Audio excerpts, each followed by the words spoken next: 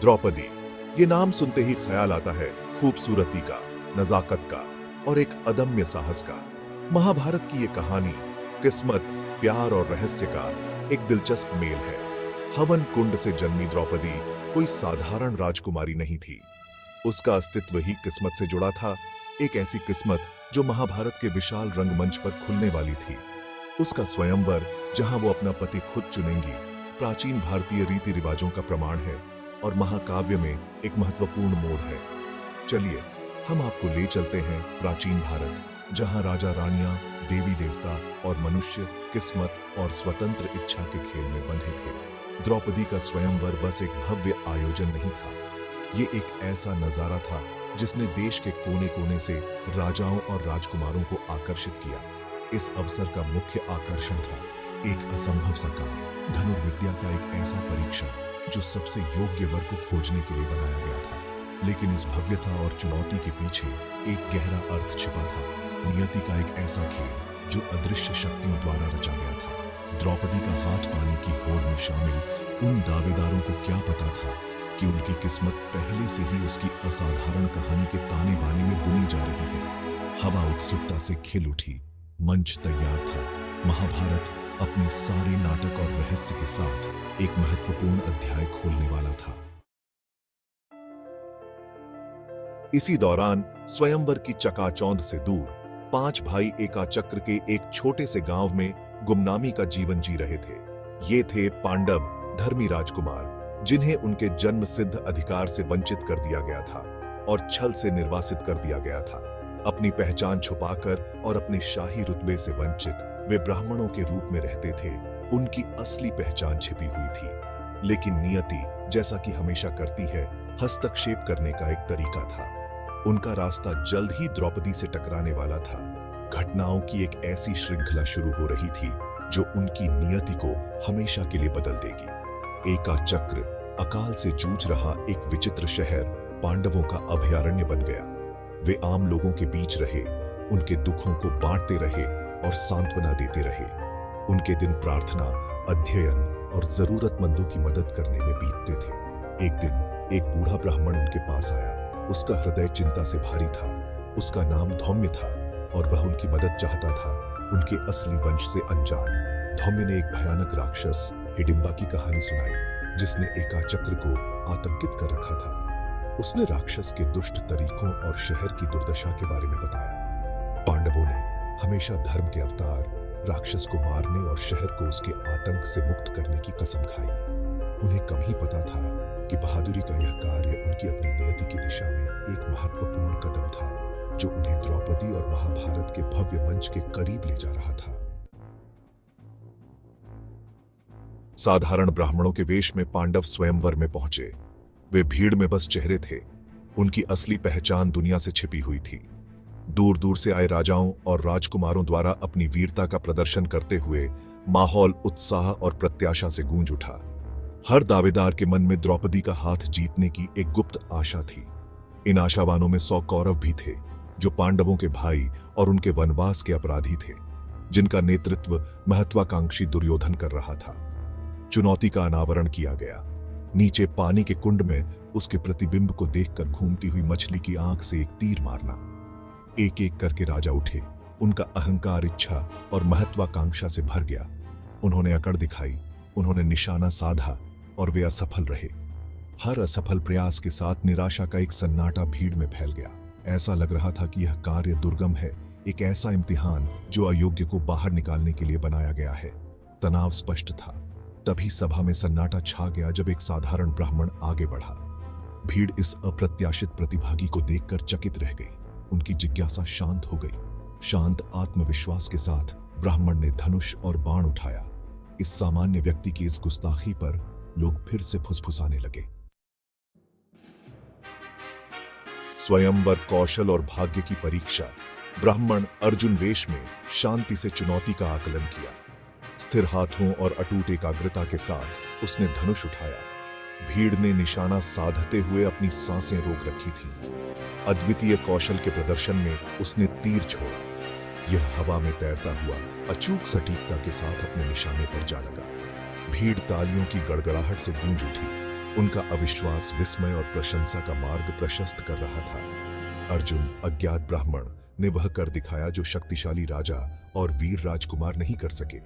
जैसे ही उसने अपना पुरस्कार लेने के लिए अपना रास्ता बनाया, माहौल उत्साह से भर गया। द्रौपदी, उसका हृदय प्रत्याशा और जिज्ञासा के मिश्रण से धड़क रहा था, आगे बढ़ी। उसकी निगाहें अर्जुन से मिली और उस पल नियति ने अपनी स्वीकृति फुसफुसाई। पांडव, उनकी असली पहचान प्रकट हुई, अंततः फिर से मिल गए। हालांकि जीत अल्पकालिक थी। जैसे ही इकट्ठे हुए राजाओं ने एक साधारण ब्राह्मण द्वारा सुंदर राजकुमारी का हाथ जीतने पर सवाल उठाया, हॉल असंतोष के माहौल से गूंज उठा। घटनाओं के इस मोड़ से क्रोधित कौरवों ने युद्ध की तैयारी कर ली। उनका गर्व आहत हुआ। द्रौपदी के हाथ पर उनका दावा अस्वीकार कर दिया गया। स्वयंवर की गूंज, समय के आर पार प्रतिबिंब। द्रौपदी का स्वयंवर सिर्फ एक प्रतियोगिता या तमाशा नहीं था, यह एक महत्वपूर्ण घटना थी जिसने नियति के पहियों को गति दी। इसने पांडवों के सत्ता में उदय और उनके कौरव भाइयों के साथ अपरिहार्य संघर्ष की शुरुआत को चिह्नित किया। द्रौपदी के स्वयंवर की कहानी एक शक्तिशाली अनुस्मारक है कि नियति की अपनी योजनाएं होती हैं जो अक्सर सबसे अप्रत्याशित तरीकों से सामने आती हैं। पांडवों से उनका विवाह, नियति से जन्मा और भाग्य द्वारा रचा गया एक मिलन ने सामाजिक मानदंडों को चुनौती दी और परंपरा के ताने बाने पर ही सवाल उठाया। द्रौपदी अपनी ताकत, लचीलापन और अटूट नैतिकता के साथ नारी शक्ति का प्रतीक बन गई, आने वाली पीढ़ियों के लिए एक प्रेरणा। प्यार, कर्तव्य और बलिदान की एक कालातीत कहानी। उनकी कहानी आज भी पाठकों और दर्शकों को समान रूप से गूंजती है। युगों से द्रौपदी का स्वयंवर जीवन की जटिलताओं, भाग्य और स्वतंत्र इच्छा के परस्पर क्रिया और मानव आत्मा की स्थायी शक्ति की याद दिलाता रहा है। महाभारत के हृदय में अंकित उनकी कहानी प्रेरित करना, उत्तेजित करना और मोहित करना जारी रखती है। यह साबित करती है कि कुछ किस्से वास्तव में कालातीत हैं। पांचल के राजा द्रुपदा एक पुत्र की इच्छा रखते थे। उन्हें एक वरिष्ठ की एक ऐसे राजकुमार की तमन्ना थी जो उनकी वंश और राज्य को सुरक्षित रखे। उन्होंने तपस्या और पूजा की, देवों से मदद की प्रार्थना की। उनकी इच्छा पूरी हुई, लेकिन एक ऐसे तरीके से जिसके बारे में उन्होंने सोचा भी नहीं था। हवन कुंड से एक नहीं बल्कि 2 बच्चे पैदा हुए। एक सुंदर बेटी द्रौपदी पहले प्रकट हुई, तेजस्वी और दृढ़ इच्छा शक्ति वाली।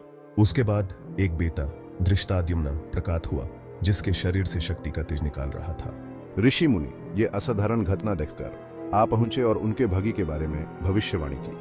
उन्होंने घोषणा की कि द्रौपदी महान भाग्यशाली है, उसका जीवन सुख और दुख दोनों से भरा होगा। उसके भाई धृष्टाद्युम्न एक योद्धा के रूप में जन्मे थे। उनका भाग्य युद्ध के मैदान में वीरता दिखाने का था।